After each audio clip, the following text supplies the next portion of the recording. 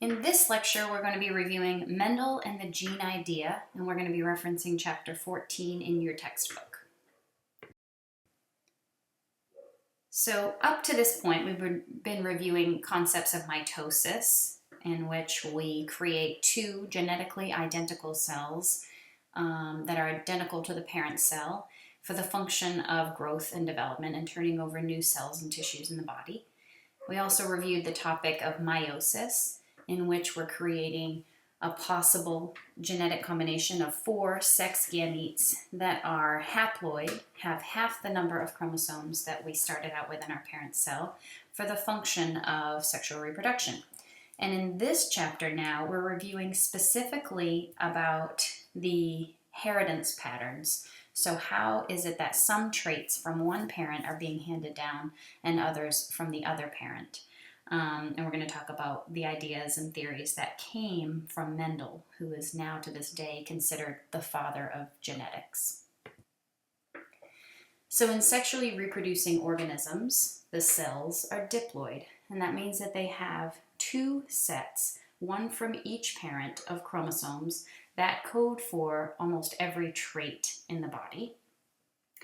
We've talked a little bit about the fact that other organisms can have additional sets. So there can be 3N organisms, 4N, and so on. And these, instead of being referred to as diploid, di meaning 2, 3N organisms are triploid, 4N organisms are tetraploid, and so on. So specific to animals and humans, we are diploid. So we're only dealing with 2 sets. And so in this image here, you can see that we have homologous pairs. Each pair consists of a series of gene loci that contain any variety of allele that can code for a specific trait. So that trait could be, for example, eye color. So one chromosome contains one allele and the other another. They could be the same allele. One could be dominant, one could be recessive. Both could be dominant or both could be recessive. And we'll talk more about what all of those topics mean as we go through.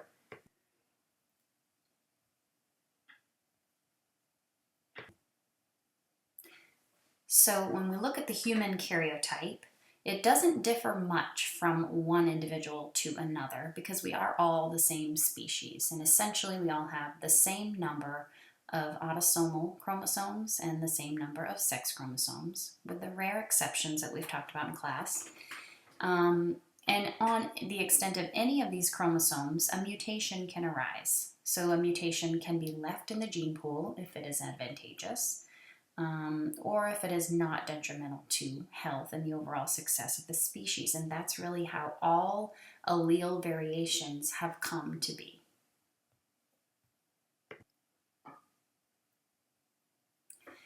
So when we bring together our 2 gametes, we've seen this with experience that the offspring is going to acquire traits that it's obtaining from genes and the various alleles, the versions of the genes, that it gets from both parents. And we can see that it's not the case that any offspring is all the traits of one parent versus the other. It's typically some random combination of traits that it's inheriting from both parents. And the way that we're inheriting that information is through genes, segments of DNA that consist of a particular sequence of nucleotides that code for the production of a specific protein. So we really are just, as we are uniquely individual from one another, it's just a matter of a fluctuation of the way that certain proteins are built or the way that they're expressed. Any mutation that is introduced is going to create a variation that could potentially change the way that that protein is expressed, the way it physically appears in our bodies, or the way that it functions at the cellular or molecular level.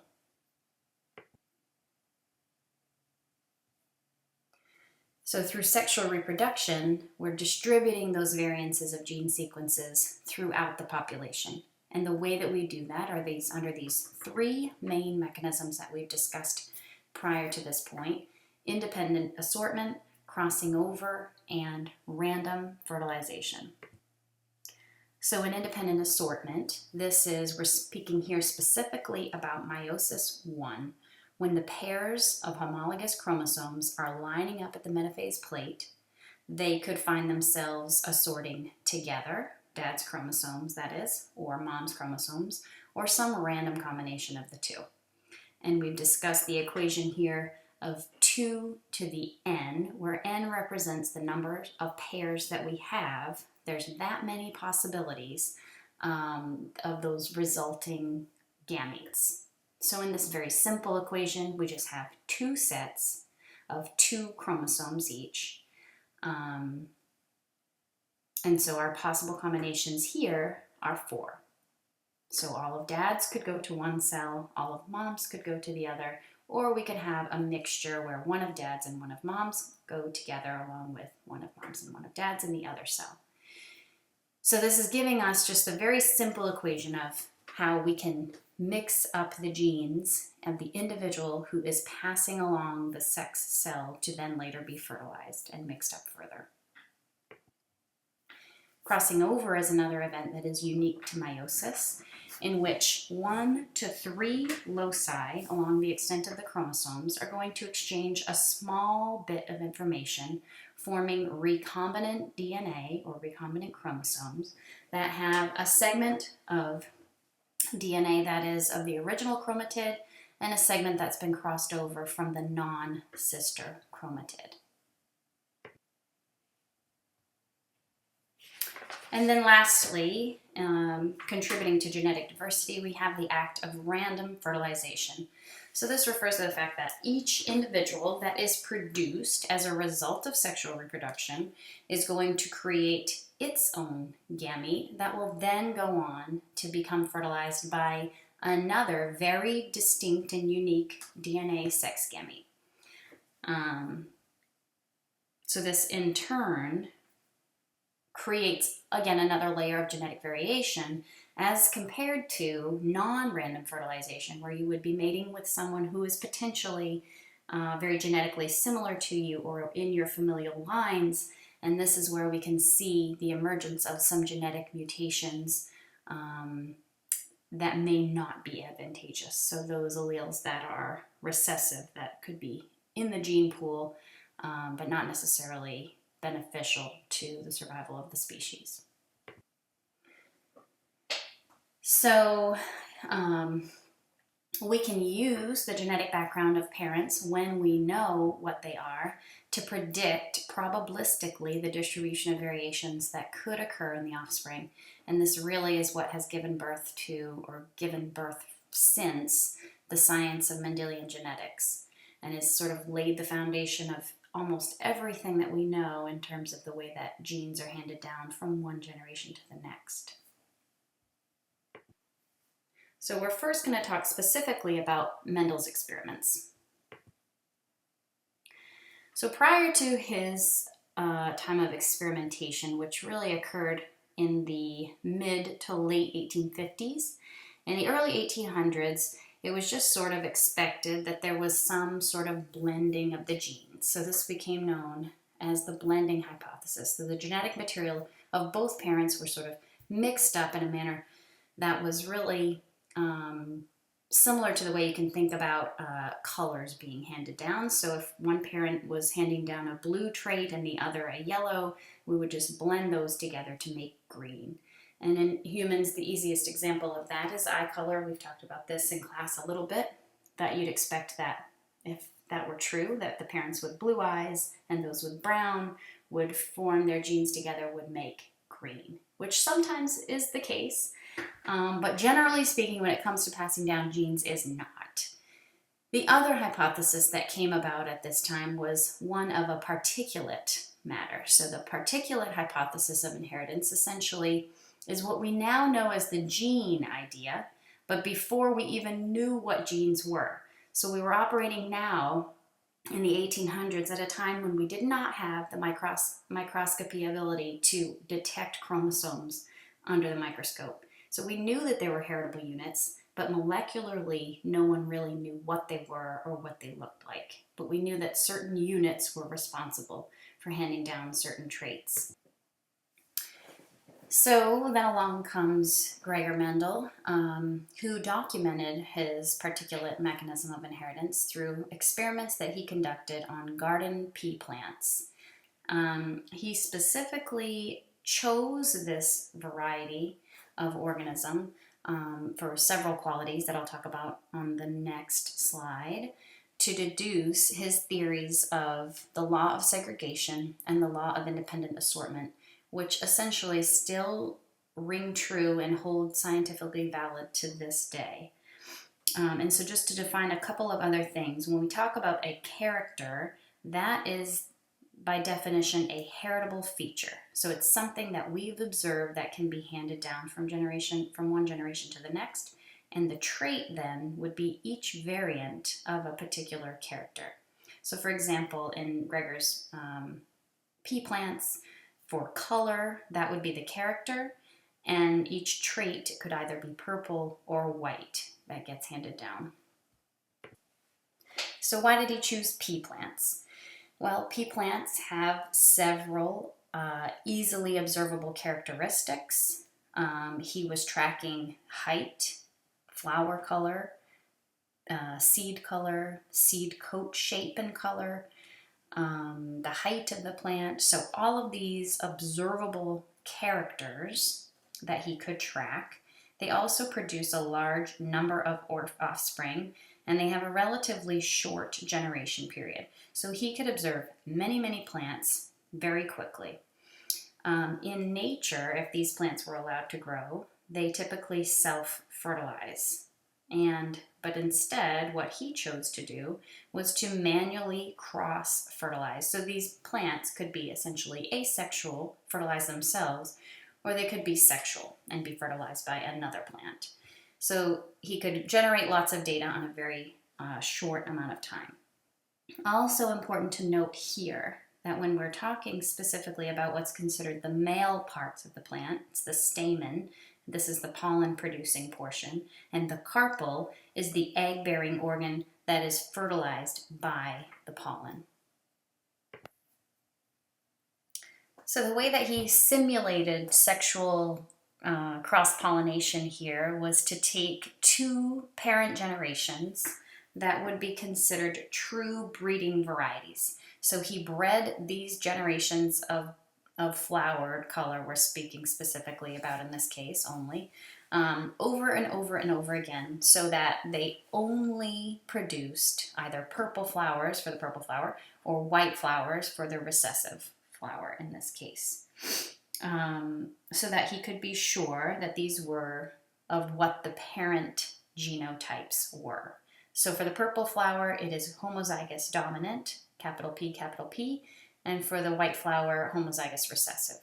He would then remove the stamens from the purple flower so that it cannot self-pollinate, transfer some of the sperm-bearing pollen from the stamens of the white flower, so the essentially male gamete counterpart here, and introduce it to the female sex organ here, the carpel, where the eggs would be located. And eventually, this pollinated carpel would mature into a pod. He would then plant the seeds from that pod and grow the flowers. And that first F1 generation would be all purple flowers. So we're speaking here only to the trait of, or the character of color. So we refer to the parent generation as P for the parental generation. And we refer to the first offspring generation as F1, F standing for filial, which is Latin for son. So you can just think of that as the first offspring generation. So in this case, the blending model was correct. The F1 hybrid plants, when they were crossed between a purple flowering plant and a white flowering plant that were true breeding varieties, then they would have a blended trait. It would be a pale purple flower. He knew this not to be true. So when he crossed the two true breeding white and purple flowers, the result was that the first generation of offspring were all purple, which now that we know what we know about color here, it makes sense. So purple is the dominant trait. As long as at least one allele for purple is there, it will be expressed. When he crossed the F1 plants with themselves, so they self-pollinated the F1 plants, which we now know to be hybrid plants, what he observed were that many of the plants had purple flowers, but some had white flowers. Sorry about this, but I'm not sure what happened to our image here, but you should have it on your copy of the slides. But essentially, the parent generation, the P generation, is a homozygous dominant purple flower crossed with a homozygous recessive white flower. The first offspring generation, the F1 generation, were all purple, and the second offspring generation, F2, so this is second generation away from our parent generation, some were purple and some were white in about a 3-to-1 ratio. So from these data, Mendel reasoned that in the F1 hybrids, only the purple flower factor was what was affecting purple color in those hybrids. So he then referred to the purple flower color as dominant and the white color as recessive. So it seemed to not uphold the blending hypothesis at all, but that something else in a more dominant recessive type of pattern was how these factors were being inherited. So what he tracked mathematically, using his math skills as a mathematician, as well as a botanist, was that he observed about a 3-to-1 inheritance pattern for the F2 generation for flower color. And then he also observed this for other traits of the plant as well, including seed appearance, pod shape, the height of the plant, and those are represented here. So he was tracking all of these measurable traits of the plants, so color, flower position, seed color, seed shape, pod shape and color, and also the stem length, so how tall the plant was. And here in the fourth column, you can see the ratio of the resulting plants that he observed. And the ratio in every case is approximately, not always equal to, but approximately a 3-to-1 pattern for what has now been identified as the dominant trait as compared to the recessive trait.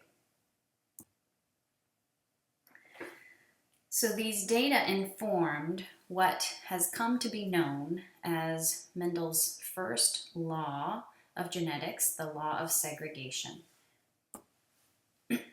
So he developed this hypothesis to explain the opposite of the blending pattern that he's seeing, which is the 3-to-1 inheritance pattern for offspring in the F2 generation. So there are 4 concepts that make up this Mendel's model, where the fourth concept is the law of segregation itself. So concept 1 is the idea that there are alternative versions of genes that we refer to as alleles. So alternative versions of a trait is what we refer to as alleles that account for variations in inherited characteristics. So imagine in your mind's eye, you can see on the extent of this chromosome, just that region that is coding for color when it comes in 2 varieties. So that banded stripe that you see can either code for purple flowers or white flowers. And these are residing on the same exact gene loci of homologous pairs of chromosomes. So if we were to stain these in an actual cell, here's what they look like. Those are the 2 gene loci that code for any specific allele. So there are 2 possibilities for an allele. That's concept 1. Concept 2 is that for each character, an organism is inheriting 2 alleles, 1 from each parent. So not only are there 2 options for each character, but we are inheriting 2, as according to this portion of this law of segregation. So a diploid organism inherits 1 set of chromosomes from each parent. Each diploid organism has a pair of homologous chromosomes and therefore 2 copies of each gene. The alleles at the gene locus could be identical, as was the case in the true breeding plants of Gregor's original experiment in the parent generation.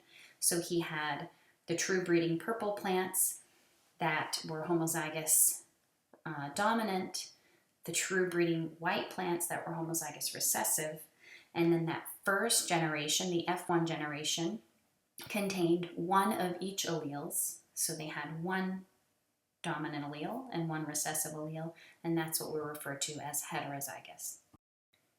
And that's better shown here. So what we're physically seeing expressed to our eye is what we refer to as the phenotype. So think of phenotype as physical representation or physical expression. In the case of color, we're going to have 3 that are resulting purple flowers and 1 white flower. So when the parent generation is heterozygous, meaning they contain one of each allele possibility, this will be the outcome of dominant to recessive, 3 to 1. That's sort of generally speaking, on average, if we were to collect data from thousands of plants, that's how they would be represented for any trait. The genotype, on the other hand, is what's actually being passed down in the allele combination.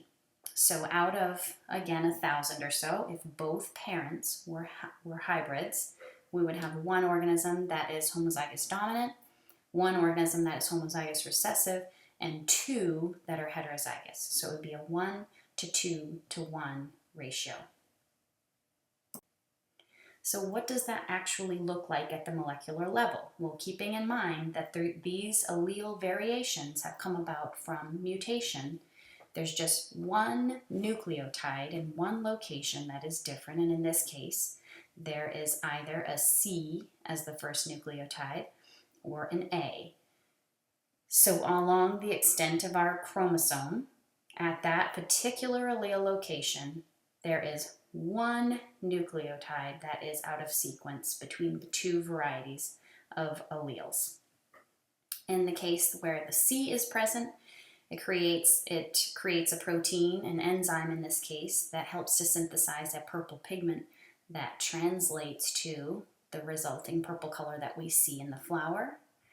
And whenever there's an A there, that enzyme is not produced, and so therefore the purple pigment doesn't result and the flower is left white.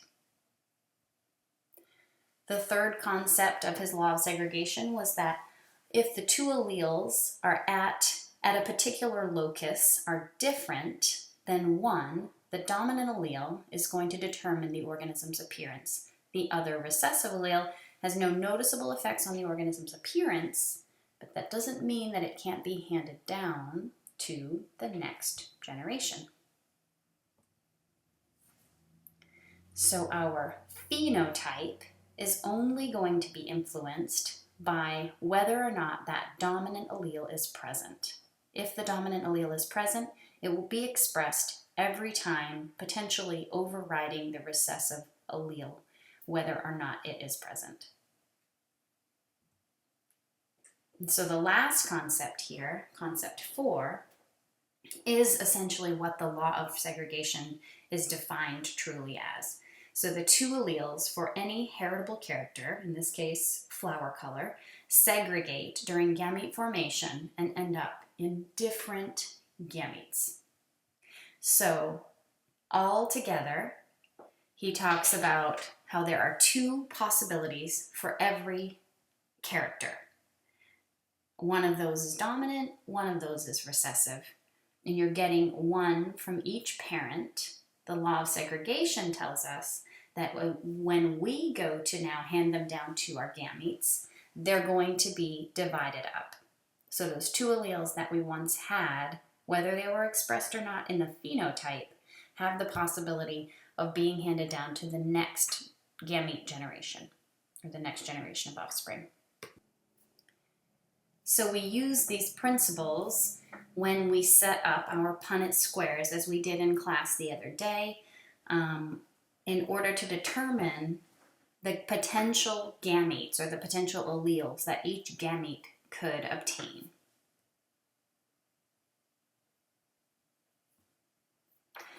So again, anytime there's a dominant allele, we represent it with a capital letter, and a recessive allele with a lowercase letter. So our parent generation, the appearance is the phenotype. So we have purple flowers.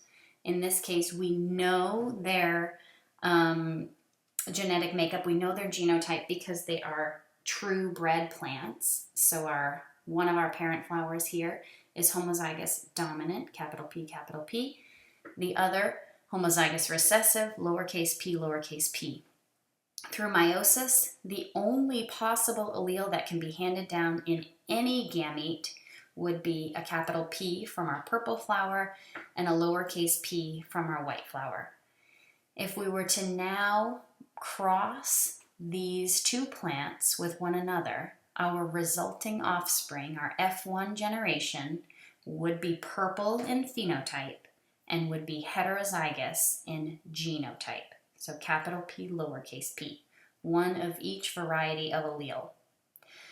As these plants then go to self-pollinate, then we're crossing our hybrid plant here, our heterozygous plant. So through the process of meiosis, the resulting gametes could either be, half are going to be capital P and the other half are going to be lowercase p. So this sets the stage for how we're going to set up our Punnett square, where we're crossing our potential gametes from one plant with those of the other. In this case, both parents are identical in genotype. So we set up our square, and then we connect the two alleles, and that essentially represents all of the potential combinations of genotypes that we can see here. So one of our plants is going to be homozygous dominant, purple in genotype, purple in phenotype.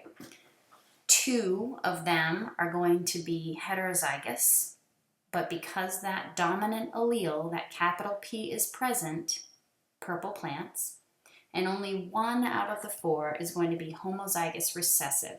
And when a recessive trait is with another recessive trait, that's the only time that it gets expressed. So it's far less frequent, but in this case, a simple 2x2 with 4 resulting offspring, 3 are purple and 1 is white. That represents our phenotypic ratio. 1 is homozygous dominant, 2 are heterozygous, and 1 is homozygous recessive. Now, the previous example was the case when we know what the parent genotype is. But if we don't know what the parent genotype is, then we would have to just run many generations and collect the data in order to determine it based on mathematics.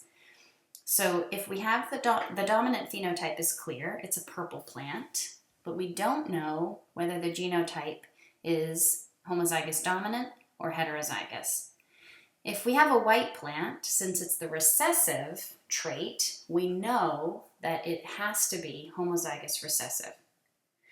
So we can set up one of 2 Punnett squares in order to determine, based on our outcome of offspring, essentially, are there any white plants present or not? If there are white plants present, then that tells us that our purple parent flower, had to have been heterozygous because it was carrying down that recessive allele that came together with the recessive allele of the other parent flower.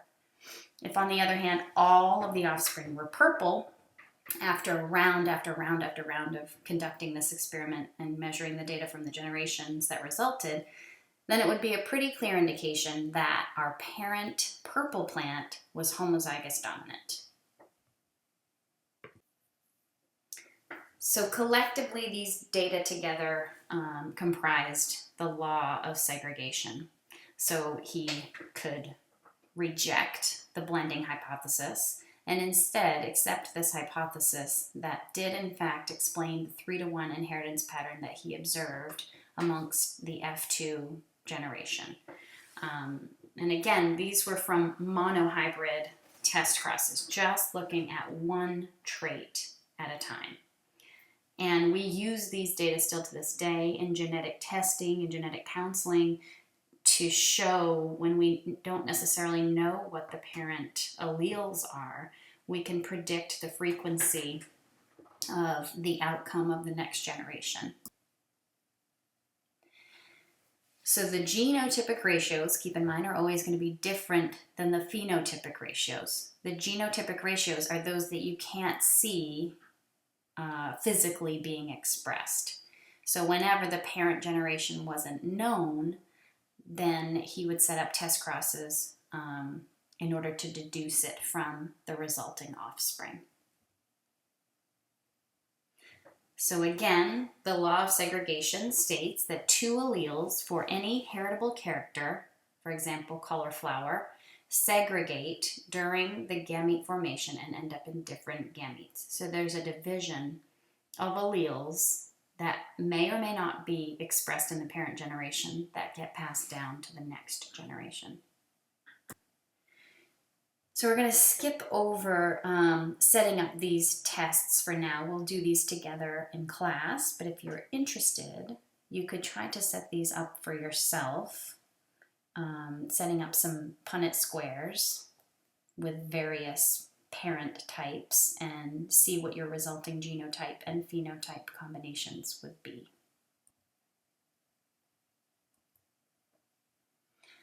His second law was the law of independent assortment. And you've heard this term before when it comes to the way that we talk about meiosis 1 being conducted, is that through independent assortment, the chromosomes from mom and dad are randomly or independently aligning at the metaphase plate.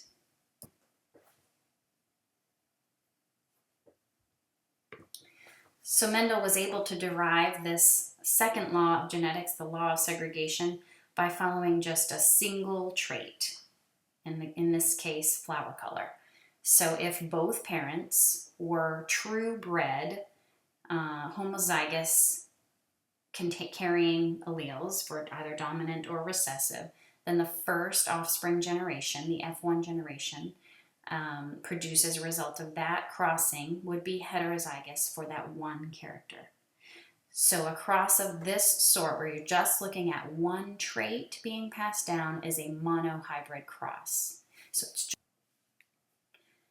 But his second law of inheritance was applied to two characters at the same time, which is referred to as a dihybrid cross.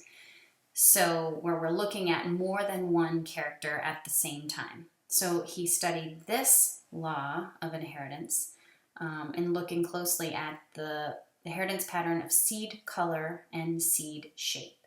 So the allele for yellow seeds is represented by Y, where yellow is dominant. So capital Y represents the dominant allele here. Lowercase y represents green seeds. So the dominant trait is yellow seeds, recessive would be green seeds.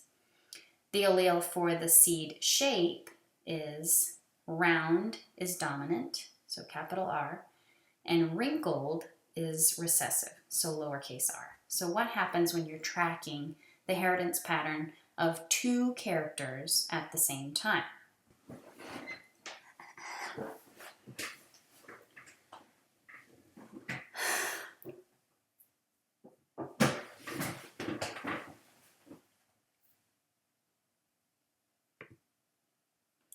So it looks like something went wonky again with this image here, and you can't see everything perfectly clearly.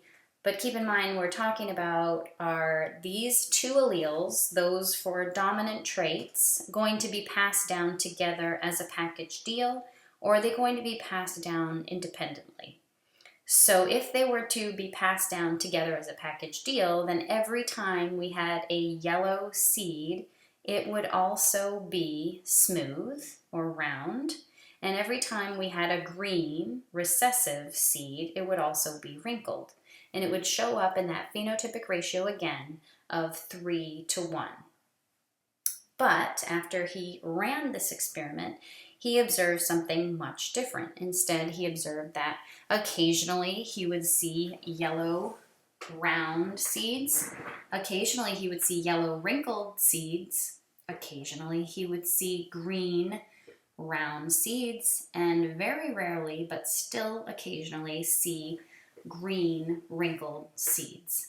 And these showed up in approximately a 9-3 to 3-1 ratio, where 9 out of 16 plants would have yellow smooth seeds, 3 would have green smooth, 3 would have yellow wrinkled, and 1 would have green wrinkled.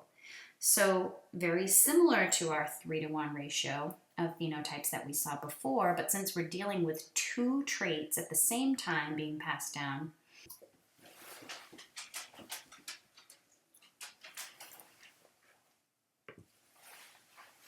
so this gives rise to the law of independent assortment, which states that each pair of alleles at any particular gene locus segregates independently of other pairs of alleles that may be located at other gene loci during the meiotic formation of gametes. So keep in mind that Mendel was working prior to having the ability to detect chromosomes under the microscope. So he didn't know that genes were actually housed within large molecules called chromosomes. He just knew that there were some units that were being passed down independently from one another. So now what we know about chromosomes tells us that it's the chromosomes, and essentially along the extent of them, that are lining up independently on either side.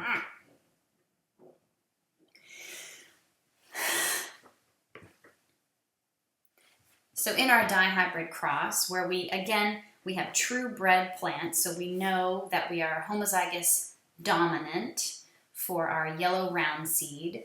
The only possible gamete that could be created through meiosis would be one that would pass down one of each of those alleles. So one capital yellow, capital Y for yellow, capital R for round. In our other parent plant, we have green wrinkled seeds, which we know are recessive, so that parent is also homozygous but recessive, where the only possible gamete that could result is that would be carrying a lowercase y and a lowercase r. By fertilizing these 2 plants with each other and their resulting gametes, we would then have the plant that is capital Y lowercase y, capital R lowercase r. Again, all yellow and round, but in the next generation, as this plant undergoes meiosis, there are 4 possible resulting combinations of alleles. So it could create an allele or a gamete that is yellow and round, capital Y, capital R. It could create one that is lowercase y, lowercase r. It could pass down capital Y, lowercase r, and it could pass down lowercase y, capital R. So you're setting up again the fundamentals for your Punnett square, but we're going to have the possible gamete. So again, this image, unfortunately, is not appearing correctly on my screen. Hopefully it is on yours. But what we don't get with the crossing of our F1 generation to itself, so it's a plant that is heterozygous for both the seed color and seed shape, so capital Y, lowercase y, capital R, lowercase r, with those same resulting gametes that we just described. What we don't see are only offspring that are yellow and round and green and wrinkled. We see some combination of all 4 possible outcomes, and that's because we're bringing together those alleles that each contain one of the 4 possible combinations of alleles. So their expression pattern in the phenotypic ratio is 9 out of 16 will be yellow and round, 3 out of 16 will be green and round, 3 out of 16 will be wrinkled and yellow, and 3 out of 16 will be green and wrinkled.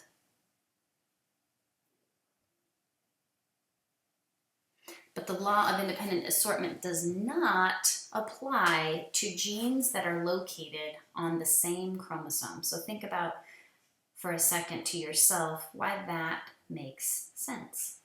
So if the chromosome is what is independently being assorted to one side of the metaphase plate or the other, and therefore one gamete or another, any genes that travel together along the same chromosome are going to be linked. So in us, in humans, we can think about this in traits like hair color and eye color. So it's very common that people who have blonde hair also have blue eyes. And same goes for dark hair color, typically dark eyes. And same almost could be true of skin color, which generally makes sense when you think about the fact that you're coding for the protein of pigment. So where there's a lack of pigment, you're going to see the lighter colors emerge, and where you're going to see pigment expressed more strongly, some darker colors will emerge. So this is showing how linked genes do not necessarily assort independently. So in some cases, you're only going to see the parental combination of alleles observed in the resulting offspring. So if there are two alleles that code for things that we see as different traits, although we just described the example of pigment, which is sort of a general trait, that are traveling together, if those two alleles are contained within the same chromosome, then they'll be passed down to the resulting gamete together.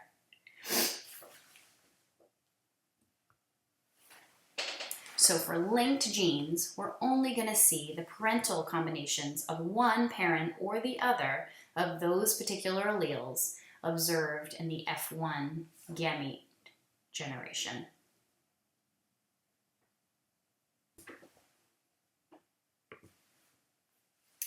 So thinking about it in terms of the inheritance pattern followed here by seed color and seed shape, if they were traveling together or expressing dependent assortment instead of independent assortment, then we would always see seed color, yellow, traveling alongside of seed shape. And we would have seen that resulting phenotypic ratio of 3:1.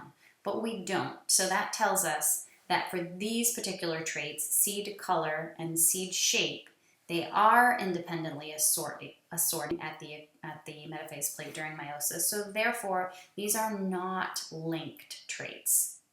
So they're not. It's likely that they are not residing on the same chromosome, and they instead are. So we could set up dihybrid crosses, again, for plants, for certain traits, to see when the genes are linked or unlinked. So if we're looking at more than one trait at a time now, more than one character, if it is expressing that typical 3:1 ratio that we see for a monohybrid cross, then that tells us that the genes are linked. They're traveling together, likely housed on the same chromosome.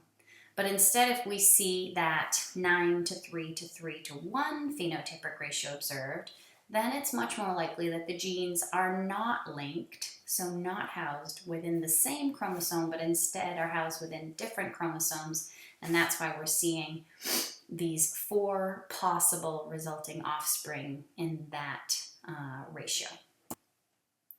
So for linked genes, only the paternal combinations of alleles would be observed in the F1 generation unless there is crossing over that's happening between the genes during meiotic division. So it does not take that into account.